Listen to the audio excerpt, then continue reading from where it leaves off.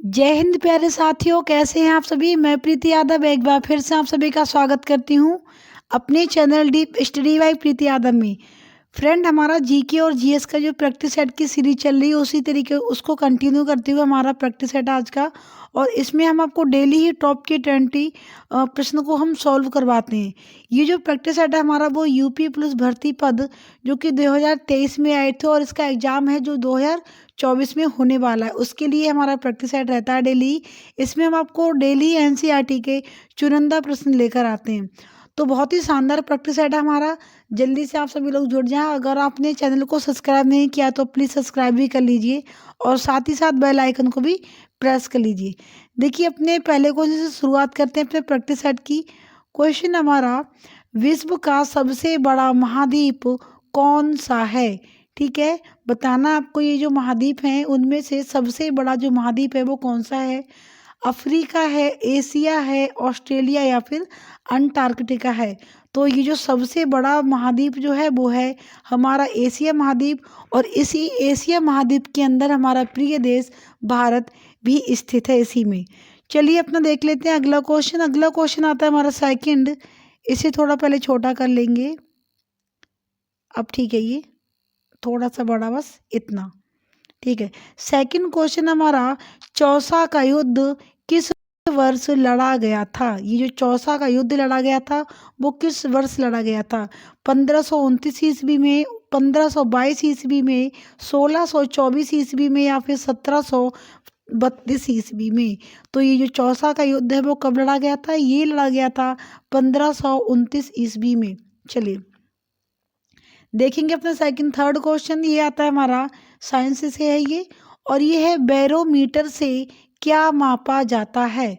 वायु दाब, तापमान, घनत्व या फिर क्षेत्रफल। बताना आपको इनमें से किस चीज को मापा जाता है बैरोमीटर से। तो इसका सही जवाब हो जाएगा ऑप्शन नंबर 1, यानी वायु दाब। ठीक है, वायु दाब को हम बैरोमीटर के द्वारा मापते हैं। अगला है हमारा क्वेश्चन, क्वेश्चन नंबर 4, और ये है, भारत का सबसे कम क्षेत्रफल वाला राज्य कौन सा है। इन राज्यों में से आपको बताना है कि भारत का सबसे कम क्षेत्रफल वाला राज्य है वो कौन सा है। ठीक है, क्षेत्रफल की दृष्टि से गोवा है, सिक्किम है, तेलंगाना या फिर केरल है। तो ये हो जाएगा गोवा। ठीक है, गोवा जो है वो सबसे ही छोटा राज्य है। और सबसे बड़ा राज्य कौन सा है, हमने आपको बताया था कि जो एक, जैसे आप मान लीजिए कोई राज्य हो गया तो वहाँ पर सबसे जो बड़ा होगा वो कौन होगा। वहाँ पर अगर राजा का शासन है तो वहाँ सबसे जो श्रेष्ठ है वो कौन कहलाएगा, वो राजा कहलाएगा। तो उसी हिसाब से जो राजस्थान है वो भी राज्य शब्द से आ रहा है। तो ये हमारे देश का जो राज्य है उनमें से जो राजस्थान है वो सबसे पहले नंबर पर आता है क्षेत्रफल की दृष्टि से। और अगर देखा जाए जनसंख्या की दृष्टि से तो जनसंख्या की दृष्टि से जो पहले नंबर पर राज्य है वो है हमारा उत्तर प्रदेश। और जनसंख्या की दृष्टि से सबसे कम जनसंख्या वाला अगर राज्य देखा जाए तो वो है सिक्किम। चलिए, एक क्वेश्चन से हमने 4 क्वेश्चन को देख लिए। सबसे कम क्षेत्रफल वाला गोवा, सबसे अधिक क्षेत्रफल वाला राजस्थान, और सबसे अधिक जनसंख्या वाला उत्तर प्रदेश, और सबसे कम जनसंख्या वाला सिक्किम। एक क्वेश्चन से हमने 4 क्वेश्चन को यहाँ पर सॉल्व कर लिया है।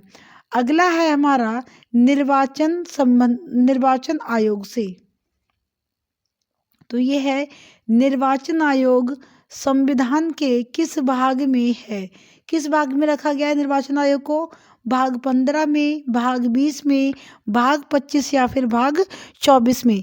तो ये रखा गया है इसके लिए भाग 15 में। ठीक है, भाग 15 में निर्वाचन आयोग को रखा गया है।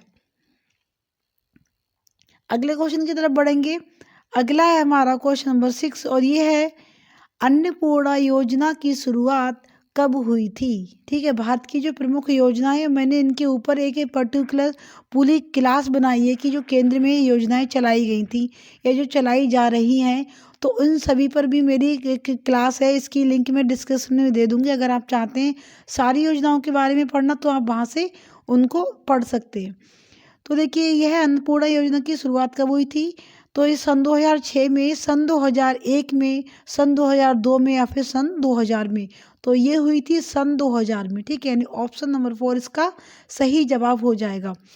देखिए हम ऐसे ही प्रैक्टिस सेट डेली लेकर आते हैं और ये तब तक कंटिन्यू रहेंगे जब तक यूपी पुलिस कांस्टेबल ये जो एग्ज़ाम अभी होने वाला है वो एग्ज़ाम नहीं हो जाता, तब तक हमें डेली ही एग्ज़ाम ये हमारा प्रैक्टिस सेट चलने वाला है। तो अगर आप चाहते हैं इसी तरीके की प्रैक्टिस सेट को सॉल्व करना तो प्लीज़ आप लोग चैनल को सब्सक्राइब करना नहीं भूलें और हमारे दोस्त अपने दोस्तों के साथ भी थोड़ा वीडियो को शेयर कर दीजिए। अगला है हमारा क्वेश्चन नंबर 7 और ये है भारत में शंकुधारी वन किस क्षेत्र में पाए जाते हैं? हिमालय की ऊंचाई पर, उत्तरांचल पर्वत पर, नीलांचल पर्वत पर या फिर अरावली पर्वत पर? तो ये जो शंकुधारू वन है वो है हिमालय की ऊंचाई पर ये वन इस तरीके के देखने को मिलते हैं। अगला क्वेश्चन देखेंगे अपना क्वेश्चन नंबर 8। ये राष्ट्रीय उद्यान से संबंधित है और इसमें पूछा है कि जिम कॉर्बेट राष्ट्रीय उद्यान, ठीक है, जिम कॉर्बेट राष्ट्रीय उद्यान किस राज्य में स्थित है? बताना आपको, हिमाचल में, उत्तराखंड में, असम में या फिर मिजोरम में। तो कहाँ पर बना हुआ है ये बना हुआ है उत्तराखंड में, ठीक है, यानी ऑप्शन नंबर 2 इसका सही जवाब हो जाएगा। अगला देखेंगे क्वेश्चन नंबर अपना 9 और ये है साइंस का क्वेश्चन। इसमें पूछा है प्लास्टर ऑफ पेरिस बनता है, किससे बनता है प्लास्टर ऑफ पेरिस? जिप्सम से, ट्रिप्सम से, कैल्शियम से या फिर फेरिस सल्फाइड से? तो ये बनता है जिप्सम से, ठीक है। प्लास्टर ऑफ पेरिस किससे रेडी होता है? ये जिप्सम से बनकर रेडी होता है। अगला है क्वेश्चन हमारा क्वेश्चन नंबर 10 और ये है लौंग प्राप्त किया जा सकता है। ये यहाँ पर जो लौंग है वो थोड़ा गलत टाइप हो गया है। लौंग ये होगा लौंग, ये जो हमारा मसाले होते हैं ना जिसमें हम लौंग, इलायची और धनिया, काली मिर्च वगैरह ये जो होते हैं गरम मसाले, तो उसी का ये एक मसाला होता है एक टाइप का और इसे पूजा में भी इसे यूज करते हैं लौंग को, ठीक है, पूजा में भी हालांकि ये चढ़ाया जाता है। तो इसमें पूछा है कि ये जो लौंग होते हैं वो कहाँ से प्राप्त होते हैं? जड़ों से, तनों से, फूल की कली से या फिर फली से? फली क्या होती है? जैसे कि एक जैसे फल उतरते हैं उसी हिसाब से कुछ पौधों पर फली आती हैं, ठीक है, लंबी लंबी फली होती हैं, जैसे कि मटर की फली हो गई, ठीक है, और ये हो गई उड़द होते हैं उन पर भी फली आती हैं, ठीक है, तो इस हिसाब से होती हैं। तो यही मैं पूछ रही हूँ आपसे कि फली से निकलते हैं लौंग, फूल की कली से, तनों से या फिर जड़ों से? तो ये हमें प्राप्त होती है फूल की कली से। चलिए अगला हमारा क्वेश्चन नंबर 11। देखिए हमारे अभी 10 क्वेश्चन सॉल्व हो गए हैं और इसमें जो क्वेश्चन है वो टोटल ही 20 क्वेश्चन हमारे। अगला है राष्ट्रीय युवा दिवस का संबंध किस महान पुरुष से है? ये जो राष्ट्रीय युवा दिवस मनाते हैं तो वो किस महान पुरुष की याद में मनाते हैं? स्वामी दयानंद सरस्वती, स्वामी विवेकानंद, महात्मा गौतम बुद्ध या फिर महावीर स्वामी? तो ये मनाते हैं स्वामी विवेकानंद जी के, ठीक है, इनसे रिलेटिव है ये राष्ट्रीय युवा दिवस।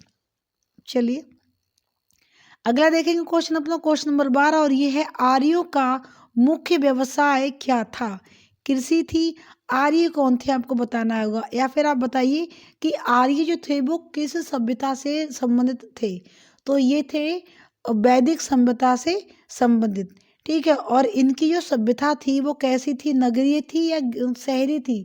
तो इनकी जो सभ्यता थी, सॉरी, ग्रामीण थी या फिर नगरीय थी? तो इनकी जो सभ्यता थी वो ग्रामीण थी, ठीक है, ये ग्रामीण थे और संस्कृत इनकी मुख्य भाषा थी और देखिए इनको हम आर्य भी बोलते हैं। तो देखिए पहले बताना आपको कि इनका मुख्य व्यवसाय इसमें पूछा है कृषि करते थे, पशुपालन करते थे, व्यापार या फिर कृषि और पशुपालन दोनों ही? तो इसका सही जवाब हो जाएगा ऑप्शन नंबर 4। ये लोग कृषि भी करते थे और पशुपालन भी करते थे और ये दोनों ही इनके मुख्य व्यवसाय थे। चलिए किनके? आर्यों की। अगला है हमारा क्वेश्चन नंबर 13। ये है ब्राह्मणों पर जजिया कर सर्वप्रथम किसने लगाया? ठीक है, ये जो लगाने वाला पहला मुस्लिम शासक कौन था? ब्राह्मणों पर भी जजिया कर लगाया गया। जजिया कर एक तरीके का टैक्स होता था जैसे कि जब हिंदू राजाओं को हराने के बाद उस क्षेत्र पर अधिकार उन मुस्लिम शासकों का हो जाता था, तो फिर ये रूल था कि अगर उस राज्य में रहना है अपने धर्म में रहते हुए, ठीक है, या तो आप लोग मुस्लिम धर्म कबूल कर ले, और अगर आप चाहते हैं कि आप अपने ही धर्म में रहना चाहते हैं तो आपको उस वहाँ पर एक टैक्स देना होगा जिसका नाम था जजिया कर, ठीक है। तो उस पहले मतलब जो जजिया कर था वो ब्राह्मणों पर, बच्चों पर, बुजुर्गों पर और महिलाओं पर, इन लोगों पर ये जजिया कर नहीं लगाया जा सकता था।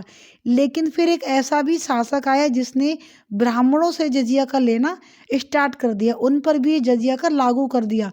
तो आपको बताना है वो कौन था, औरंगजेब, अकबर, शाहजहां या फिर फिरोज शाह तुगलक। तो देखिए औरंगजेब ने तो जब ये बंद हुआ था पहले, उसके बाद इन्होंने लगाना स्टार्ट कर दिया फिर से, औरंगजेब ने। अब आपको बताना है कि किसने ब्राह्मणों पर लगाया।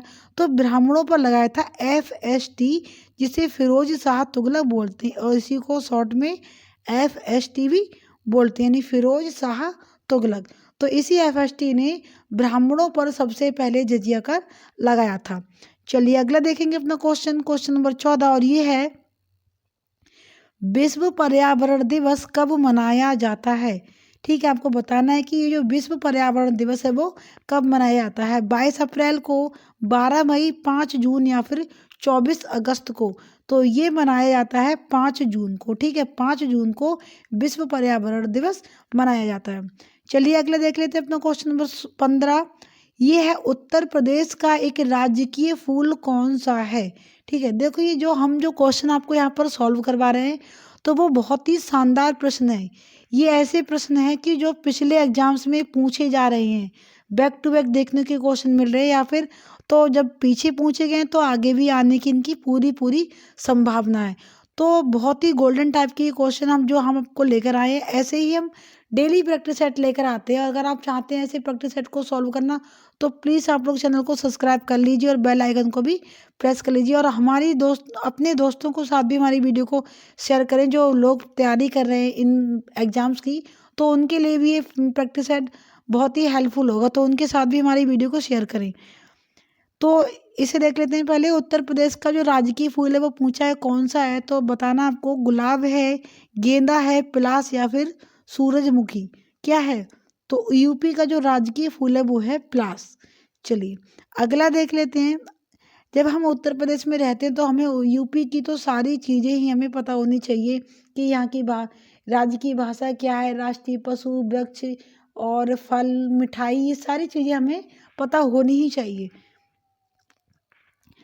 फिर देखिए अगला है हमारा, तृतीय बौद्ध समिति का आयोजन कब हुआ था। अभी हम सोच रहे हैं कि मतलब यूपी के ऊपर एक पूरा प्रैक्टिस सेट लेकर आए। अगर आप लोग भी चाहते हैं तो आपको कमेंट में ये यस लिखना होगा, ठीक है। अगर आप लोग यस लिखते हैं तो हम इस पर पूरा प्रैक्टिस सेट लाने की कोशिश करेंगे, और ये आपके लिए बहुत ज़्यादा हेल्पफुल होगा फिर।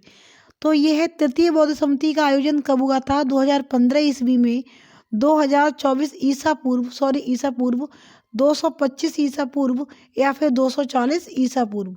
तो ये जो तृतीय बौद्ध समिति जो थी तो उसका जो आयोजन था वो कब हुआ था, ये हुआ था 225 ईसा पूर्व में, ठीक है।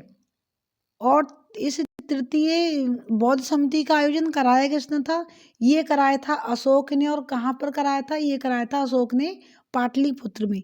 चलिए अगला देखेंगे अपना क्वेश्चन नंबर आता है हमारा 17, और ये है शिवाजी से संबंधित कि शिवाजी का उत्तराधिकारी कौन हुआ था। जब शिवाजी की मृत्यु हो गई थी तो उसके बाद जो उनका उत्तराधिकारी था वो कौन हुआ था, संभाजी, राजा राम, बाजीराव या फिर मानसिंह।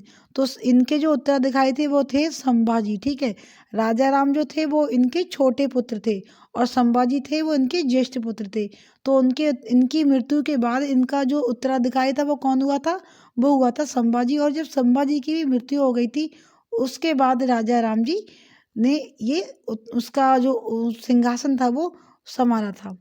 अगला हमारा क्वेश्चन नंबर 18, और ये है नील विद्रोह किस राज्य के किस जिले में हुआ था। ये जो नील विद्रोह हुआ था वो कौन से राज्य में हुआ था और उसके किस जिले में हुआ था। राजस्थान के सिरोही में, गुजरात के भरूच में, मध्य प्रदेश के जबलपुर में या फिर बंगाल के नादिया में। तो ये कहाँ पर हुआ था, ये बंगाल के नादिया जिले में ये हुआ था नील विद्रोह। चलिए बताइएगा अगर आपको पता है कि नील विद्रोह कब हुआ था। अगर आपको मालूम है तो आप लोग कमेंट बॉक्स में बताइए कि नील विद्रोह कब हुआ था। फिर हमारा क्वेश्चन, छत्रपति शिवाजी का पूरा नाम क्या था। ठीक है, ये जो छत्रपति शिवाजी महाराज थे इनका पूरा नाम क्या था। शिवाजी बाजीराव भोसले, बाजीराव बल्लाल, संभाजी बाजीराव या फिर राजा राम भोसले।